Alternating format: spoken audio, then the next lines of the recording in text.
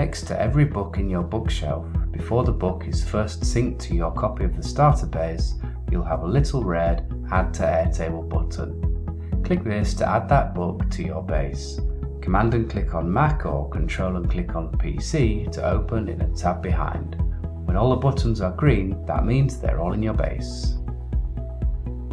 If you already clicked the Push Books to Airtable button on all pages of your bookshelf, it's likely you'll already see green buttons, so you don't need to perform this step again unless you edit a book title.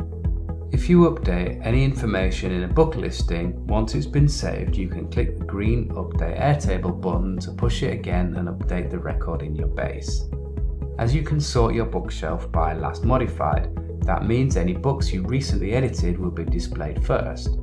That makes it easy to push the books you've modified by pushing the first page to sync the changes.